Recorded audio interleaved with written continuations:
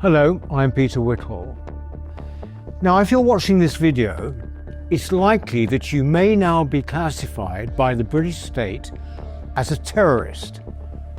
This is not an error or an accident, rather it is the culmination of an unspoken 25-year project, the denationalisation of Britain.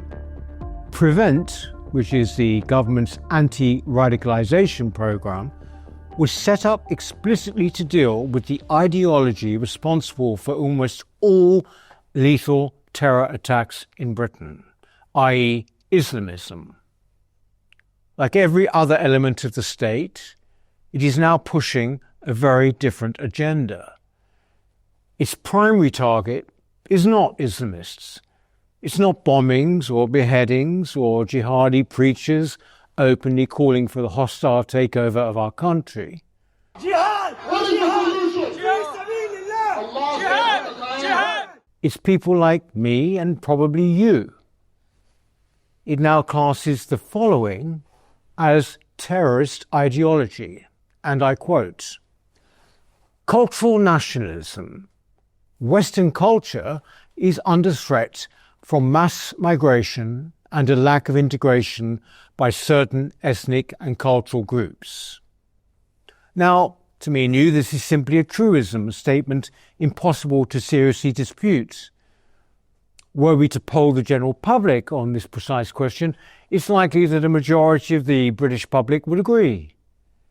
Indeed, in 2017, The Guardian reported that a majority of the public felt that their culture was threatened by ethnic minorities.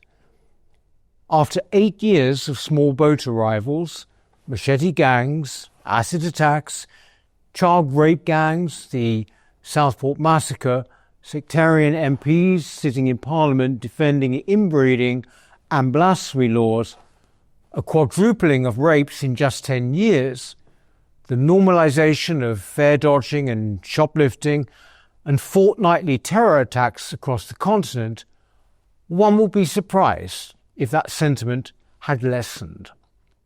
So we might safely conclude that in the eyes of the state, a majority of the British public support an ideology of terror.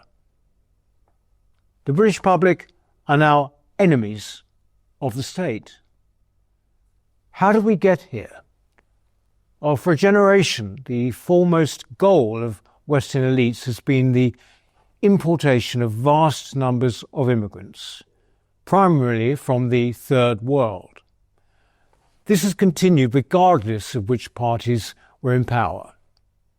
For a long time, it was sustained with a combination of propaganda, misleading statistics, cancellations and censorship. Mass migration was supposedly good for the economy and culturally enriching. The latter is simply not the reality most Britons now recognise. The former, the economic case, has been blown apart by repeated data sets showing that while Western migration is generally positive, migration from the Third World is a fiscal drain. Low wages and high levels of unemployment, welfare and social housing claims. Third world immigration is indeed making our country poorer.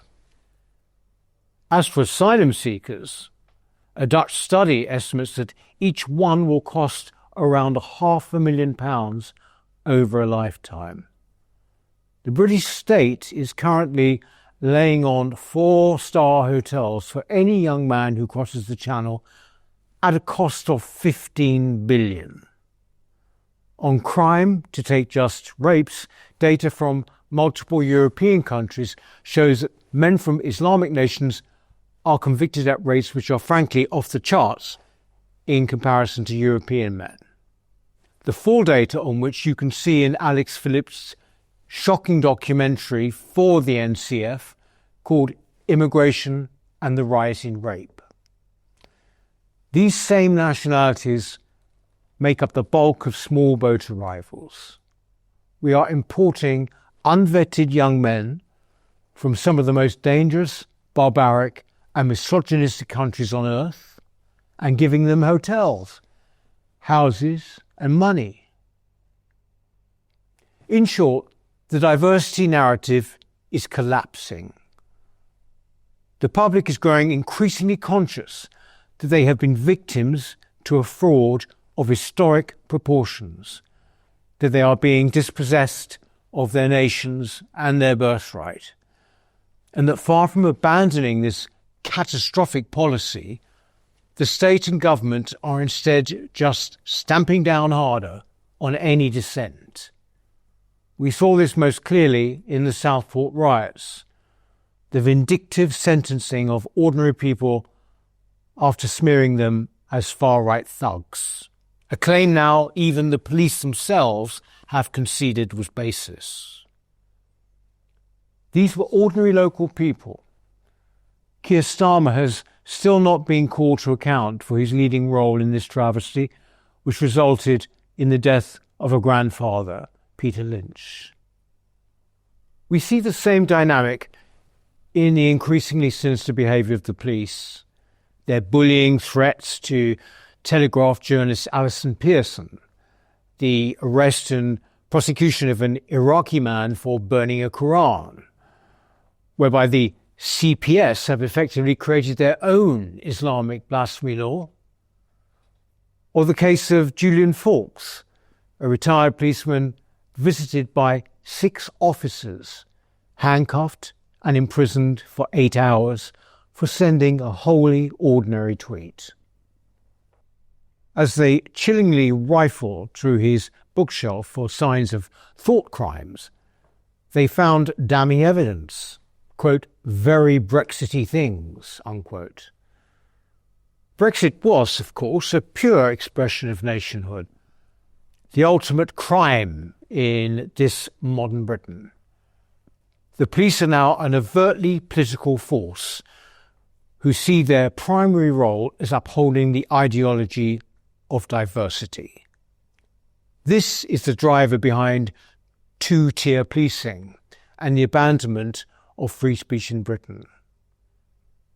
Recently, Matt Goodwin released data purporting to show that the white British will become a minority by 2063, less than 40 years away. If anything, he is being far too cautious. As we saw with the European settlement scheme post-Brexit, the state has not the slightest clue how many people are actually in Britain. It actively avoids collecting such data rigorously, but based on food consumption, one of the big supermarket chains estimated that we already had a population of some 77 million. That was back in 2007. If correct, we will be a minority much sooner than 2063. Also recently, the Daily Telegraph revealed that white British children are a minority at 1 in 4 schools, and, quote, in 72 schools, no white British pupils were recorded. And in 454, they make up less than 2% of the student body. What does the word integration mean in such a context? For the crime of noticing these unprecedented and unwanted changes, and coining a term that describes the reality the public see before them, the state recently banned the French writer Renaud Camus from entering Britain.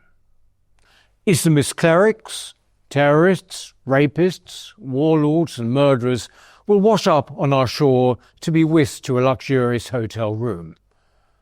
But a softly spoken, jovial old French intellectual is considered far more of a threat to Britain, which I think tells you an awful lot about the priorities of our elites.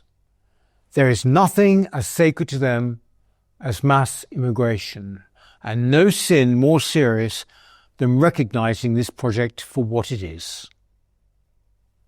Keir Starmer and his friend, the Attorney General Richard Hermer, are perfect figureheads for the denationalisation project. Both have long careers marked by the prioritization of the foreign over the domestic, the global over the national, and specifically the anti-British over the British. That they have contrived to hand over strategic British territory, the Chagos Islands, and rob the taxpayer of $30 billion in the process should surprise no one. China is understandably delighted by this appalling capitulation. So, 25 years in, how successful is the multicultural experiment proving to be? This denationalisation of Britain, this internal colonisation carried out by what feels increasingly like an occupying power quelling the natives.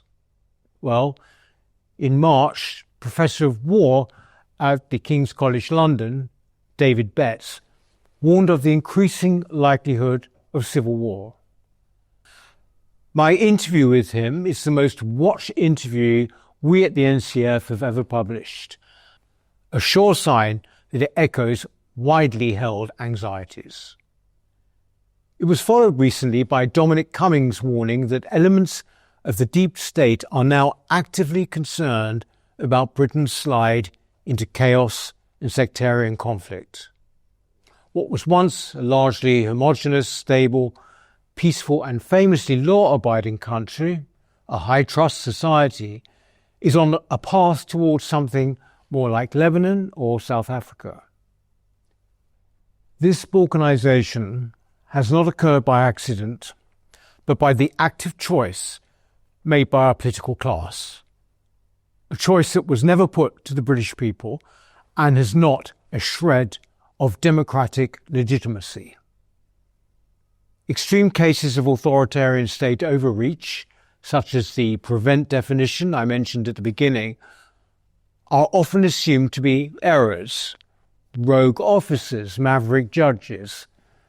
Now, people increasingly face an unsettling reality, that these aren't just rogue agents, that they are sincere expressions of elite will.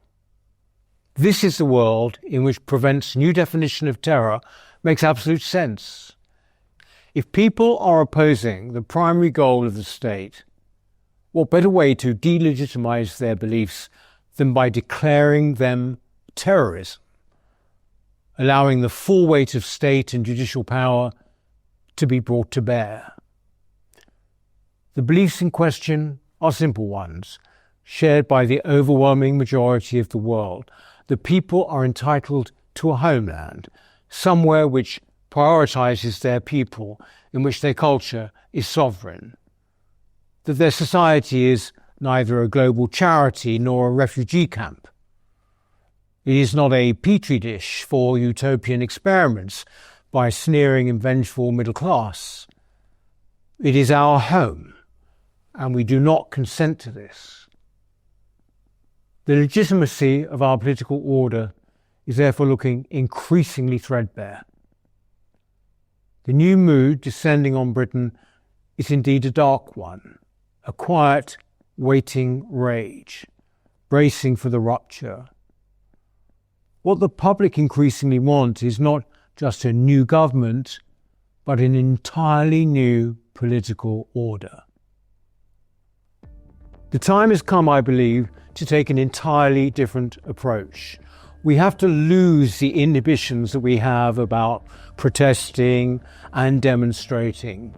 We have to see how effective these things have been when we look at the kind of demonstrations that have been taking place in London over the past 2 or 3 years, and the enormity of the people involved. That is what we have to do.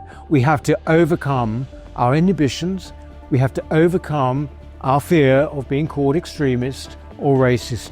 We have to simply not care about any of this anymore. It is too important.